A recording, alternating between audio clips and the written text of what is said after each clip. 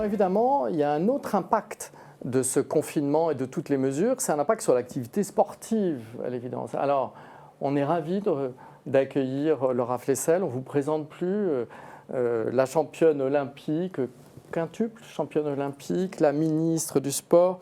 Et maintenant, vous êtes présidente de Sports by Laura Flessel. Donc, on vous remercie d'être là. Alors, tout ça, la fermeture des clubs de sport, ça a eu un impact terrible sur les sportifs du quotidien, les sportifs de haut niveau? Ce qu'il faut savoir, ce n'est pas que sur les sportifs de haut niveau. On parle d'activité, on parle de bouger.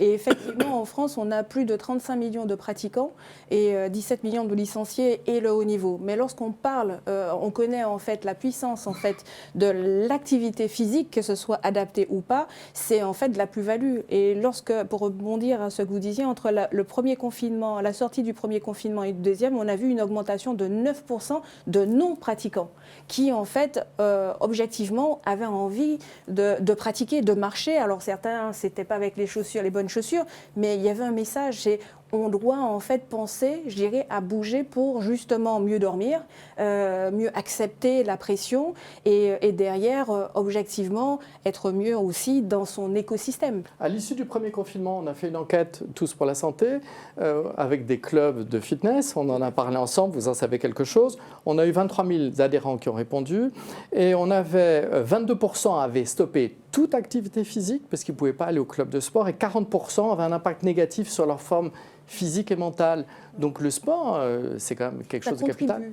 En fait, on a l'impression que on dit souvent, et le professeur Carré disait que c'est la nourriture du cerveau. C'est-à-dire qu'on associe la pratique et je dirais, à titre curatif, on voit bien la plus-value de la pratique sportive pour des personnes qui sont en rémission. C'est quasiment 50%. Donc effectivement, avec le certificat sur ordonnance, on peut pratiquer, mais il faut aussi penser à la population, je dirais, dans sa globalité et le fait de ne pas pratiquer, effectivement, ça génère du stress. Et effectivement, il y a un retour en puissance de maladies, je dirais, pathologiques, une augmentation du diabète. On sait aussi que la pratique permet aussi de diminuer. Donc, effectivement, là, c'est un outil qu'on regarde à titre curatif, mais l'objectif, c'est aussi penser à titre préventif. La prévention. Une réaction du cancérologue ? Oui, parce que ce que vous avez dit, madame, est tout à fait vrai. Le sport, enfin l'activité, réduit le risque de beaucoup de maladies, qu'il s'agisse des maladies métaboliques, comme le diabète, ou des maladies cardiovasculaires, ou surtout, dans ma spécialité, on sait que l'activité physique régulière réduit de 30 aux alentours de 30% globalement les cancers du sein, du côlon, etc. Donc c'est important. Mais ce livre est un livre de déculpabilisation, je voudrais déculpabiliser tous ces jeunes qui n'ont pas pu faire de sport, car ce qui est bon, alors le sport c'est fantastique, moi j'en fais 3 fois par semaine, je cours sur un tapis, mais ce qui est important pour obtenir cet effet sur la prévention des grandes maladies, c'est pas le sport, c'est l'activité. Et il faut bien différencier les deux, parce que même si vous êtes dans votre bureau en train de travailler, mais tous les coups de fil, faites-les debout. Le fait de rester debout pendant 2-3 minutes de conversation téléphonique, ça fait marcher une centaine de muscles. Par exemple, vous êtes au 4e étage, arrêtez l'ascenseur au 3e et montez un étage à pied. Vous allez à la fac en bus, descendez une station avant et marchez. Sachez que quand vous nettoyez votre salle de bain pendant une demi-heure, ça fait 200 calories perdues.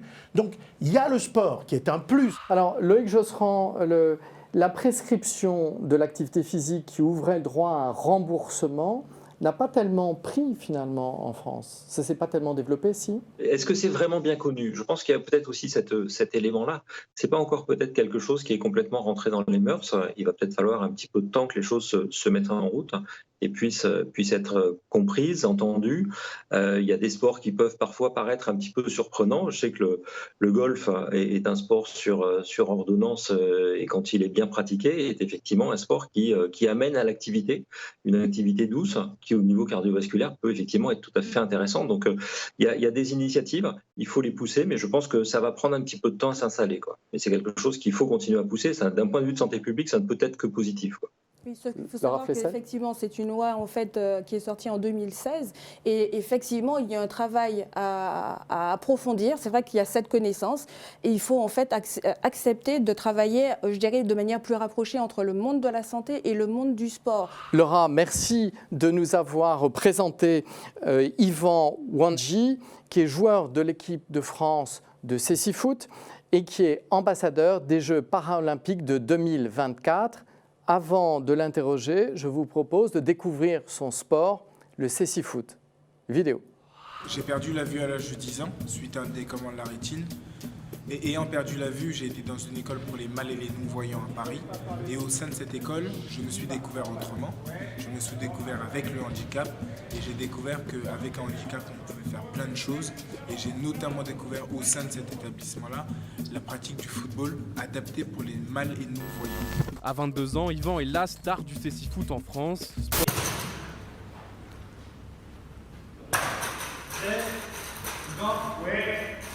Foot à 5, ça se joue sur un petit terrain, sur un terrain de dimension de balle, du 40 mètres de long sur 20 mètres de large, avec des cages de handball. Seul le gardien est voyant et les 4 joueurs de champ de chaque équipe portent tous un bandeau parce que parmi il y a des mal et des non-voyants. Donc le bandeau permet de préserver l'équité entre les joueurs. Et comme particularité, dans le ballon il y a des clochettes. Remettre dans l'axe. C'est pas grave, donnez ma bouteille, j'y vais. J'y vais. Et on essaie de montrer aux gens qu'on est heureux et épanoui et que c'est pas notre handicap qui nous rend malheureux, au contraire. On a su en faire une force. Yvan, j'ai une question à vous poser parce que vous êtes sportif et athlète. Comment avez-vous vécu cette crise depuis le début et notamment le premier confinement quand on ne pouvait pas s'entraîner, on ne pouvait rien faire? Vous l'avez vécu comment? Au niveau sportif, c'est aussi compliqué parce que soit les installations sportives sont fermées, donc là c'est compliqué, on ne peut pas pratiquer de sport du tout, soit lorsque les terrains sont ouverts, il faut respecter le couvre-feu. Et pour nous, notamment au cécifoot, lorsqu'on joue, lorsqu'on s'entraîne, on a besoin d'encadrants. Et la difficulté, c'est que les encadrants travaillent la journée, donc ne sont pas disponibles pour être avec nous sur les terrains avant le couvre-feu. Et comme on est obligé de respecter ce couvre-feu, c'est compliqué de pouvoir s'entraîner dans de bonnes conditions.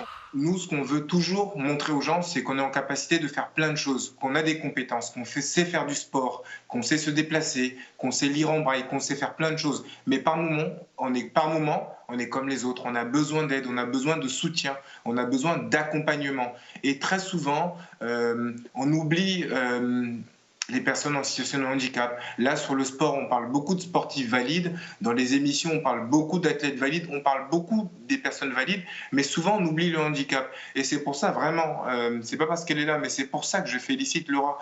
Parce que depuis sa prise de fonction et même depuis qu'elle s'implique dans le sport de manière globale, elle essaie toujours d'inclure les personnes valides et les personnes en situation de handicap. Alors, merci pour ce témoignage. C'est pour ça qu'on voulait vous donner la parole sur tousporlasanté.tv. Alors, on l'entend, ça a un impact, il y a des effets délétères. On a fait aussi une autre enquête dont on vous a parlé dans les clubs de sport. On a montré que l'intensité de la pratique sportive dans les clubs de sport n'entraînait pas plus de contamination. Alors, est-ce qu'il ne faudrait pas rouvrir les clubs de sport? Je pense qu'il faut ajuster et veiller. Avec le respect des contraintes, voilà, avec le respect des contraintes. Je pense que là, actuellement, la ministre actuelle, elle travaille justement sur des masques qui permettraient en fait de valider en fait, je dirais, la pratique sportive. Donc du coup, il faut avoir en fait un curseur de sécurité. Effectivement, on a des retombées. On a des statistiques montrant qu'il n'y a pas plus de clusters dans le monde. Et il ne se contamine pas la salle de sport. Coup, voilà, tout à fait. Donc du coup, je pense qu'il faut continuer à travailler en ce sens. Aujourd'hui, on voit certaines salles, en fait, plus pour les mineurs. Une pratique pour les jeunes, mais pas pour les adultes, voire les seniors. Et donc, du coup, il faut en fait que le curseur se déplace un peu plus parce qu'effectivement, aujourd'hui, on a en fait une population en souffrance et on a en fait un médicament, en fait, un outil non médicamenteux, pas cher du tout, qui pourrait en fait et puis permettre. On a peut-être des nouveaux outils. Voilà, donc, vous parlez des masques. Clubs, il y a les masques, mais il y a aussi les tests salivaires. Donc ça va permettre d'aller... Le vaccin, je pense qu'on commence à être dans une disposition qui permettrait d'ouvrir.